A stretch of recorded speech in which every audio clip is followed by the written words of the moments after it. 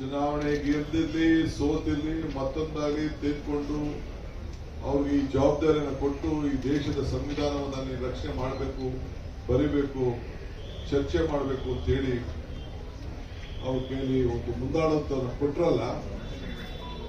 ಯಾವ ಪ್ರತಿ ಸಂದರ್ಭದಲ್ಲೂ ಕೂಡ ಅವರೊಂದು ಟೀಮ್ ತೆಗೆದುಕೊಂಡು ಹೋಗ್ತಿದ್ರು.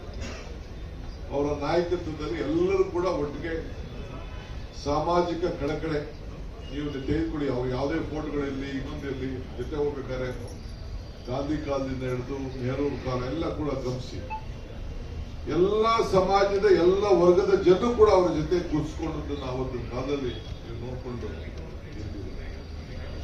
ಸೊ ಹಂಗೆ ಈ ದೇಶಕ್ಕೆ ಸಂವಿಧಾನವನ್ನ, ಈ ರಾಷ್ಟ್ರಧ್ವಜವನ್ನ ಮೊದಲನೇ ಪ್ರಧಾನಮಂತ್ರಿ ಇಷ್ಟು ವರ್ಷಗಳ ಕಾಲ ಈ ದೇಶಕ್ಕೆ ಅವ್ರು ಕೊಟ್ಟಂತ ಒಂದು ಕೊಡುಗೆ, ಆಮೇಲೆ ಅವ್ರದ್ದು ಪ್ಲಾನ್ 5 ಇಯರ್ ಪ್ಲಾನ್ ಅಂತ ಏನು ಪ್ರತಿ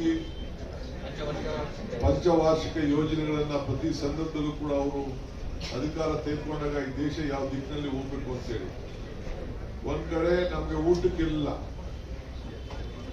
ಎಲ್ಲ. ಈಗ ಅವತ್ತಿನ ಕಾಲದಲ್ಲಿ ಹೊರಗಡೆ ದೇಶದಿಂದ ನಾವು ಜೋಳನ ಎಲ್ಲ ತರಿಸ್ತಾ ಇದ್ದಂತ ಒಂದು ಕಾಲ, ಬೇರೆ ಬೇರೆ ಎಲ್ಲ ಇದನ್ನ ಗೋಧಿನ ಜೋಳನ ಎಲ್ಲ ಹೊರಗಡೆ ತರಿಸ್ತಾ ಇದ್ದಂತ ಕಾಲ ಕೂಡ ನಾನೇ ಚಿಕ್ಕ ಹುಡುಗಿಯರ್ ಬೇಕಾದ್ರೆ ನಾನು ಇದನ್ನ ಗಮನಿಸಿದ್ದೇವೆ.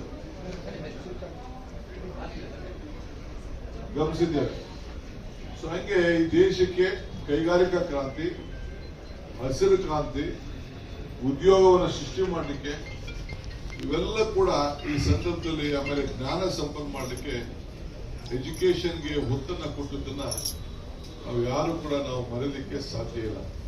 ಹಂಗೆ ಈ ದೇಶಕ್ಕೆ ಅವರು ಕೊಟ್ಟಂತ ಒಂದು ದೊಡ್ಡ ಅಪಾರವಾದಂತ ಕೊಡುಗೆಯನ್ನ ನಾವು ಇದನ್ನ ಈ ದೇಶನ ನಾವು ಮರೆಯಲಿಕ್ಕೆ ಸಾಧ್ಯ ಇಲ್ಲ. ಅದನ್ನ ನಮ್ಮ ಕಾಂಗ್ರೆಸ್ ಪಕ್ಷದ ಪೀಳಿಗೆ ಬಿಜೆಪಿ ಅವರಿಗೆ ನಾವು ಉತ್ತರ ಕೊಡುವಂತ ಸಂದರ್ಭದಲ್ಲಿ ನಾವು ಹೇಳಬೇಕಾಗ್ತದೆ. ನೀವೇನ್ ಮಾಡಿದ್ರಿ, ನಾವೇನ್ ಮಾಡಿ, ಅದೇ ಬೇಕಾದ್ರೆ ಒಂದು ದೊಡ್ಡ ಚರ್ಚೆ ನೀವು ಅವಕಾಶವನ್ನು ಮಾಡ್ಕೊಡ್ಬೇಕು. ಈಗ ಪ್ರತಿಯೊಂದು ಕೂಡ ಕಾಂಗ್ರೆಸ್ ಸರ್ಕಾರಗಳು ಬಂದಂತ ಸಂದರ್ಭದಲ್ಲಿ ಆವತ್ತಿಂದ ಇವತ್ತರೂ ಕೂಡ ಯಾವ್ದಾದ್ರು ಒಂದು ತಿದ್ದುಪಡಿಗಳಾಗಿದ್ರೆ, ಈಗ ರೀಸೆಂಟ್ ಆಗಿ ಮನಮೋಹನ್ ಸಿಂಗ್ ಅವ್ರ ಕಾಲದ ತಿದ್ದುಪಡಿ ಲೆಕ್ಕ ಹಾಕೊಳ್ಳಿ.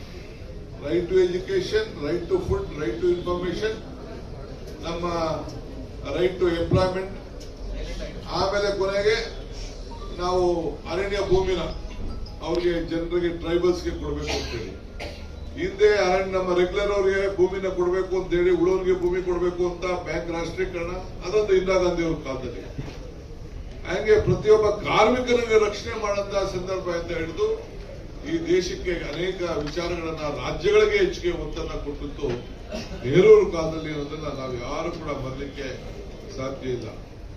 ಸೊ ನಮ್ಮ ಅವತ್ತಿನ ಕಾಲದಲ್ಲಿ ಇಂಡಿಯನ್ ನಮ್ಮ ಏರ್ಲೈನ್ಸ್ ನ ಪ್ರಾರಂಭ ಮಾಡಬೇಕಾದ್ರೆ ಬೇಕಾದಷ್ಟು ದೊಡ್ಡ ಚರ್ಚೆ, ಟಾಟಾ ಅವ್ರಿಗೆ ಎಲ್ಲ ಪ್ರೋತ್ಸಾಹ ಕೊಟ್ಟಿಗೆ. ಇಲ್ಲಿ ನಮ್ಮ ಇಂಡಿಯನ್ ಇನ್ಸ್ಟಿಟ್ಯೂಟ್ ಆಫ್ ಸೈನ್ಸ್ ಅದನ್ನು ಕೂಡ ಅವರು ಆ ಒಂದು ಟಾಟಾ ಸಂಸ್ಥೆ ಅವರಿಗೆ ಕೊಟ್ಟು ಹೇಳಿ ಇಲ್ಲಿ ಬಂದು ಅವರು ಪಾಲ್ಗೊಂಡು ಇನಾಗ್ರೇಟ್ ಮಾಡಿ ಅನೇಕ ನೀರಾವರಿ ದೊಡ್ಡ ದೊಡ್ಡ ಯೋಜನೆಗಳನ್ನ ಮಾಡ್ಕೊಂಡು ಬಂದಿದ್ದನ್ನ ನಾವೆಲ್ಲ ಕೂಡ ಬರಲಿಕ್ಕೆ ಸಾಧ್ಯ ಇಲ್ಲ.